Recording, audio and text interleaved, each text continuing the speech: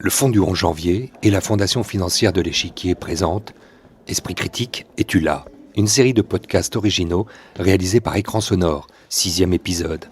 Laïcité et faits religieux, second volet, avec l'association Coexister. Au micro, Alexandre Hérault.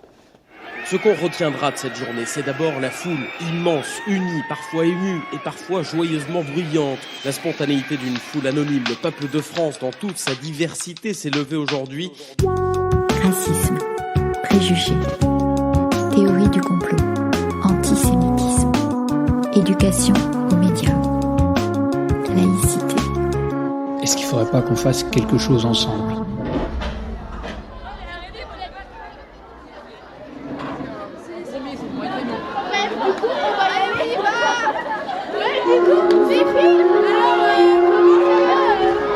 Radia Bakouche, des locaux de l'Observatoire de la laïcité dans le 7e arrondissement parisien très huppé, à cette avenue de Bondy et ce lycée et collège qui nous accueille, collège catholique de l'Assomption, ici dans le 93. Finalement, c'est le même combat. Il faut savoir être partout pour pouvoir parler de nos sujets, savoir aller dans le 7e et dans le 93 pour parler d'un meilleur vivre ensemble. Il faut être dans le faire, il faut penser local et global, local et national. Et on intervient tous les jours en milieu scolaire, un peu partout en France. Et on intervient aussi auprès de nos politiques pour rapporter ce qui se passe sur le terrain. Et puis Radia Bakouche jeune, vous l'êtes encore, puisque à même pas 30 ans, vous avez quitté les bancs de Sciences Po il n'y a pas si longtemps pour être tout de suite propulsé au sein de cette association. On était en train d'évoquer la genèse. Il y a forcément un nom qu'il faut ici convoquer. C'était son président, c'était celui qui a eu cette initiative, c'est Samuel. Oui, Samuel, à l'âge de 16 ans, il y a 11 ans maintenant, a créé cette belle association, a eu l'idée au tout début de créer Coexister. C'est parti tout simplement de plusieurs choses. En 2009, c'est une France qui importe un peu la haine du conflit israélo-palestinien. Les cortèges pro-palestiniens et pro-israéliens s'affrontent à Paris. Puis un rassemblement pour la paix est organisé dans le 15e arrondissement avec la paroisse Saint-Léon, la mosquée Javel et la synagogue Hadat Shalom. Et au sein de ce rassemblement, il y a quelques jeunes un peu dispersés partout dans la salle. Et Samuel prend la parole et on lui demande en tant que jeune, qu'est-ce que vous faites là ? Et là, il dit, écoutez, en tant que jeune, j'ai envie de montrer qu'on est capable non pas de se diviser, mais de s'unir tout en respectant notre diversité. Et j'ai envie d'appeler tous les jeunes qui sont dans cette salle à me rejoindre et venez, on essaye d'organiser quelque chose ensemble. Et de cette première rencontre, cette rencontre un peu spontanée, naît l'organisation du premier don du sang de Coexister, avec un naming un peu particulier, parce que c'était ensemble à 100%, avec le jeu de mots, avec le sang. Et c'était de dire le symbole de faire couler le sang pour la paix et pas pour la guerre. Je vais compter jusqu'à 3. Et vous, à 3, vous allez hurler votre prénom en même temps. Ok ? Ok. Allez, 1, 2, 3. Et B. On va assister à un atelier ici à Bondy. Il y a aussi d'autres choses, s'il fallait juste les convoquer maintenant, qui sont cette idée de se réunir dans les cafés, là où habituellement la parole surgit le plus naturellement possible, se réunir entre groupes. Absolument, on essaye d'investir tous les lieux possibles. Ça peut être des pique-niques en plein air, des cafés, des musées parfois, des cinémas, et d'essayer de créer des espaces de confiance un peu partout. Réinvestir vraiment l'espace public avec toutes nos différences, toute notre diversité, et cette volonté très très forte d'essayer de mieux se comprendre, d'essayer d'arriver au point de dire on est d'accord pour ne pas être d'accord, et surtout de construire un monde meilleur ensemble, de construire une société commune, et de se réunir autour de différentes causes qui nous animent.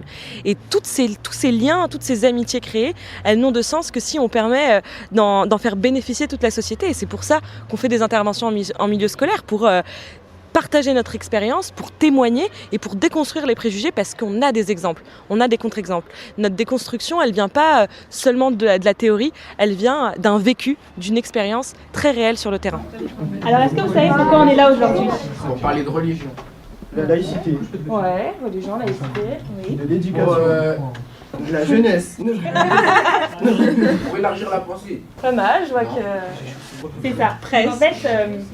En fait, on est là aujourd'hui pour parler de vivre ensemble, de laïcité, de tout ce qui est mis en place ici en France pour nous permettre d'avoir un cadre qui nous permet de se vivre ensemble.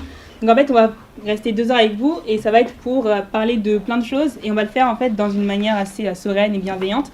On va vous demander de participer. Ce sera un échange, pas une conférence. Sentez-vous libre de poser des questions, de contester, d'apporter votre pensée.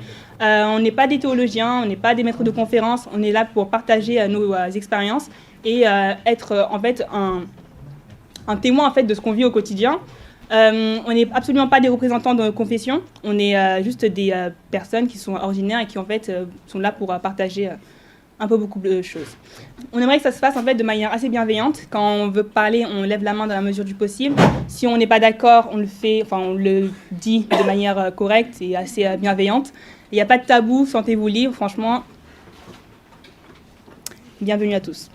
Et ce que je voulais rajouter aussi, c'est que vraiment, ce qui serait bien, c'est de ne pas avoir une ambiance qui soit molle ou autre. Si vraiment vous ne vous sentez pas bien ou que quelque chose vous perturbe, dites-le, on vous écoutera. Un peu comme voilà, ce qu'on essaie de faire aujourd'hui. D'ailleurs, un petit sondage à main levée. Qui est à l'aise ici pour parler de sa religion, confession, dans sa famille par exemple? Avec ses amis? Avec quelqu'un qu'il rencontre pour la première fois? En tout cas, on a remarqué qu'en France, c'est un sujet qui est souvent considéré comme sensible ou tabou. Et on s'est demandé pourquoi. Qu'est-ce qui coince? Est-ce que vivre ensemble, c'est possible? Et du coup, pour réfléchir à tout ça, on va vous proposer un petit jeu. Alors, on va vous demander de sortir une demi-feuille. Et un stylo. On n'en a pas pour les comptes. Bertrand, est-ce que tu peux me dire les questions qu'ils te posent avec cette petite feuille qu'ils viennent de distribuer?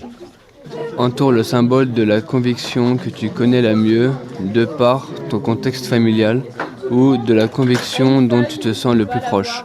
Toi, ça va être quoi? La chrétienté. Donc t'entoures la croix. Deuxième question, Bertrand. Note dans chaque colonne les 3 premiers mots auxquels tu penses directement en rapport avec ces convictions. Si tu n'as pas 3 mots, ce n'est pas grave, remplis ce que tu veux. Allez, remplis ce que tu peux. Ils disent entourer le symbole de la conviction que tu connais le mieux de part de contexte familial. Du coup, on entoure la religion qu'on connaît. Puis alors, c'est pas facile. Moi, ce dont je me souviens avec tous nos auditeurs, c'est qu'en 2015, il y a cette série d'attentats. Il y a donc Charlie et l'hypercacher. Il y a le moment où vous allez être consacré parce que il y a cette initiative portée par tout ce mouvement. Vous allez avoir le prix de La France s'engage. C'est un projet présidentiel vaste qui soutient justement des initiatives comme la vôtre. Mais il y a l'effroi. Il y a l'effroi, il y a un sentiment profond d'échec en se disant mais comment est-ce qu'on en est arrivé là? Et c'est curieux parce que beaucoup nous ont contactés à la suite des attentats en disant ça y est, on a besoin de coexister, on a besoin de ce symbole, on a besoin de voir du positif. Et nous on leur dit mais nous on travaille dans la prévention, on travaille avant que ça n'arrive. C'est tous les jours en fait la construction d'une inclusion, la construction d'une société, la construction d'un meilleur vivre ensemble, c'est tous les jours pour justement que plus jamais cet effroi n'arrive. Et je me souviens très bien de ces différentes horreurs, le 7, 8, 9 janvier, le 13 novembre, ça a été des moments marquants dans notre engagement parce que ça nous fait redéfinir et repenser le pourquoi profond de notre engagement. Douter parce qu'on se dit mais est-ce que vraiment ça marche? Est-ce qu'on arrivera, parce que c'est un problème géopolitique énorme, mondial, est-ce qu'on arrivera à contrer cette horreur, à contrer cette haine? Et je me souviens que justement le 13 novembre on était chacun chez soi, on regarde les notifications arriver sur nos téléphones, la télévision, etc., toute cette horreur qui arrive et puis on se dit réunissons-nous, voyons-nous, puis on se réunit dans une salle à minuit tous ensemble à Paris, mais aussi dans les différents groupes locaux, c'est-à-dire qu'est-ce qu'on fait maintenant? Et je pense que c'est là où tout l'espoir renaît, c'est que tout cet engagement commun qu'on a eu avant, on s'est dit qu'on va le mettre au service maintenant de la France, au service de toutes ces personnes blessées, parce que nous-mêmes on est blessés et on organise ce qu'on appelle une peace room, une salle de la paix où on décide d'aller sur les réseaux sociaux, de diffuser tout plein de positifs et on crée le hashtag Nous sommes unis à ce moment-là qui 3 jours plus tard va illuminer la tour Eiffel et donc c'est une vraie victoire pour le message message positif et pour dire voilà, l'unité a gagné sur la haine, la diversité a gagné sur les divisions et en fait notre action elle marche et elle est nécessaire. Mathéo ? En fait, moi je trouve... Merci Thibaut de nous avoir prêté autant. Moi je trouve que ce que tout le monde dit, c'est que tout le monde est choqué par les mots qui sont mis en jaune, qui sont entre guillemets les clichés, mais si tout le monde s'empêche de dire ces clichés-là, sachant que la règle du jeu c'était de donner les premiers mots qui nous passent par la tête, en fait ça nous permet de refléter ce qui ressort dans la société vis-à-vis de ces religions. Donc si tous les gens qui avaient mis pédophile, escroquerie, argent, attentat, tout ça, c'était empêché de le mettre, soi-disant, parce que c'est des clichés, et se serait mis à réfléchir, genre, je vais pas mettre ça parce que c'est pas vrai, on n'aurait pas un beau reflet de ce qui est vu dans la société. Du coup, s'il vous plaît, en fait, il faut pas...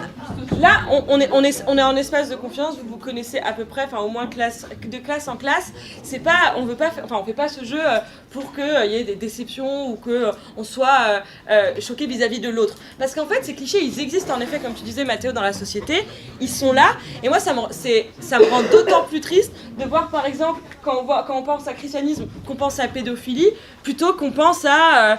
à toutes les belles choses aussi que les catholiques peuvent faire, à toutes les belles choses que peuvent faire les personnes musulmanes, athées ou juives. Et c'est vrai que tu as raison de le dire, malheureusement, avec tout ce qu'on entend dans la sphère publique, dans les médias, dans ce qu'on peut entendre même dans la rue, etc., tout ce qui arrive, ce qui fait qu'on a une image un peu négative de tout ça. On a le droit d'avoir une image négative de la religion. En revanche, c'est comment est-ce que cette image négative qu'on a, est-ce qu'elle peut se déconstruire vis-à-vis et par rapport à toutes les rencontres qu'on peut faire.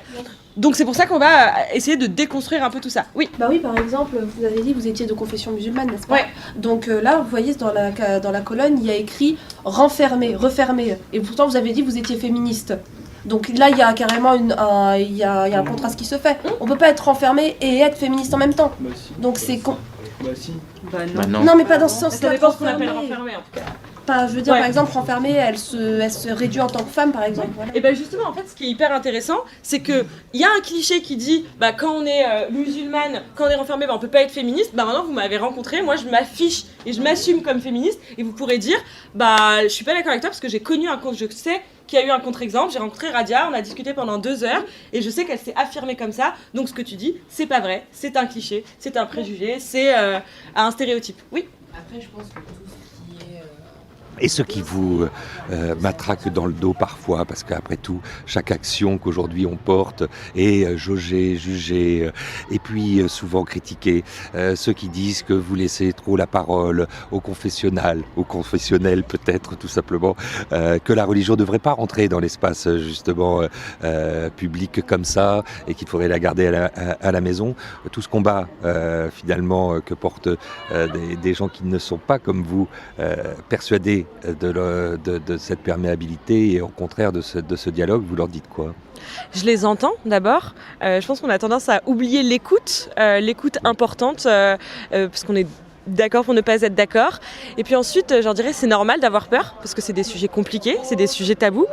Mais par contre, il va falloir sortir de sa zone de confort et il va falloir parler des sujets tabous, parler des sujets qui nous font peur, sortir de son ignorance aussi. Et ça demande un énorme travail sur soi-même. Et voilà, et leur dire un peu tout ça. Et à partir du moment où elle leur a dit tout ça, moi, ce que j'ai envie de leur montrer, c'est tout ce qu'on fait dans les établissements, c'est tout ce qu'on fait dans les groupes locaux, par la preuve. Et la preuve, ça vient du terrain. On n'est absolument pas un mouvement idéologique. Nous, c'est pas ça. Nous, toute notre expérience, elle nous vient du terrain, elle nous vient de ce qu'on vit et de notre expérience.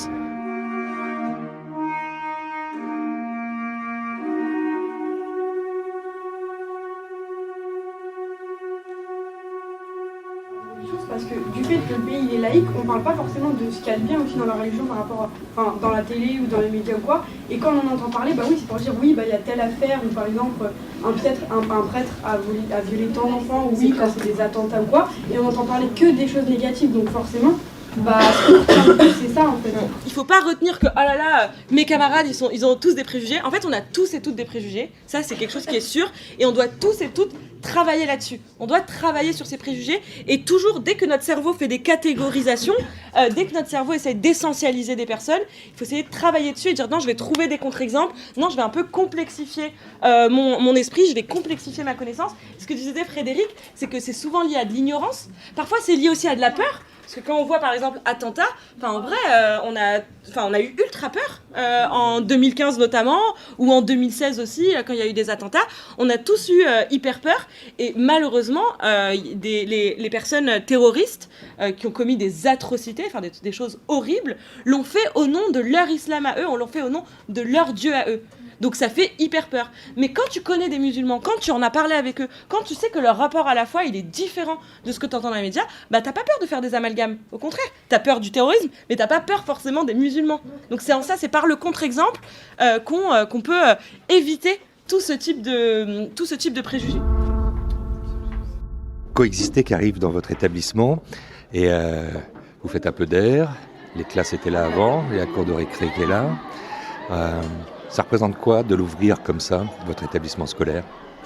Ça correspond à la philosophie globale de l'établissement et de notre congrégation. D'abord, l'ouverture de l'esprit, le fait de semer des graines pour que ça grandisse quand ils nous quitteront. Et puis, nourrir l'esprit critique aussi, c'est important. Et ça fait partie de ce qu'il y a écrit là, juste au-dessus de notre porte. Et faire des esprits libres, c'est l'idée générale. Et puis que chacun apprenne à s'approprier les différences. Exactement, et ne pas en faire des oppositions, mais des complémentarités culturelles, religieuses, vivre ensemble. Qui nous a parlé ? Madame Béosière, directrice adjointe du lycée de l'Assomption.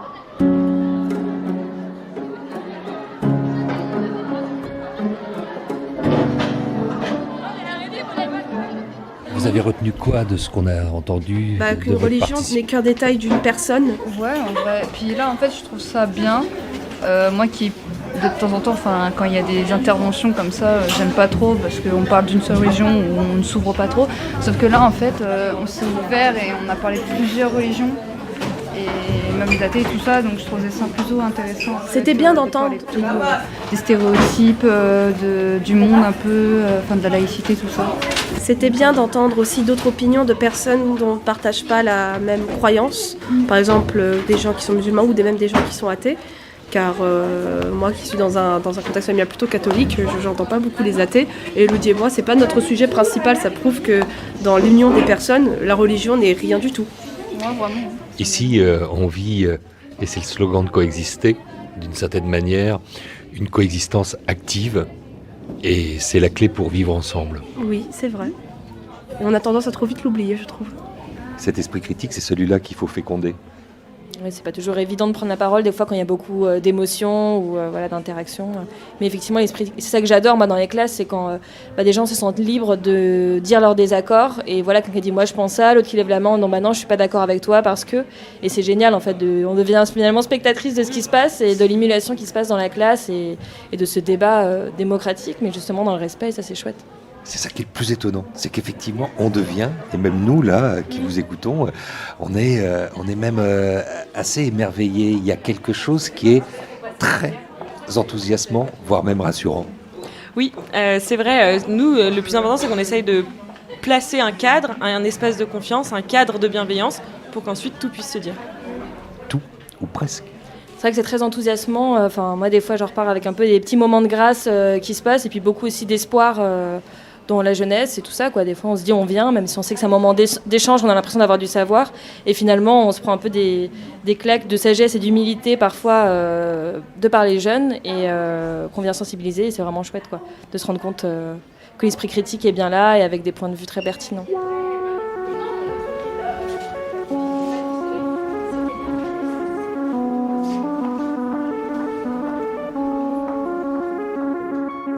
Laïcité et faits religieux. Fin du 4e épisode de la collection de podcasts originaux produite par le Fonds du 11 janvier. Esprit critique, es-tu là ?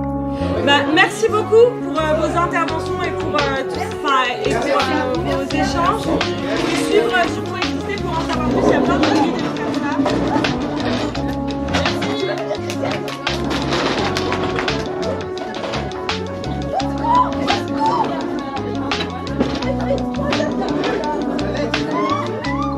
Laïcité et faits religieux, fin de ce 6e épisode de cette série de podcasts produite par le Fonds du 11 janvier et réalisée par Écran Sonore. Remerciements à Radia Bakouche, Floriane Seguin et Ainata Diakité de l'association Coexister, ainsi qu'aux élèves et professeurs du groupe scolaire Assomption à Bondy. Eh bien, au revoir. Merci beaucoup, monsieur. Merci, au revoir.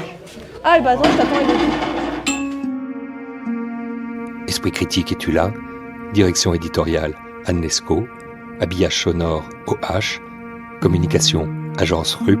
Montage et mixage, Benoît Artaud. Au micro, Alexandre Hérault. Si vous avez liké, partagez ce podcast hébergé par Aosha et présent sur toutes les plateformes de podcast et agrégateurs. Et bien sûr, n'hésitez pas à visiter le site de l'association www.coexister.fr. En attendant, bel été sonore à toutes et tous. Retrouvez toutes les semaines de l'été 2 podcasts de la collection en nouvelle diffusion.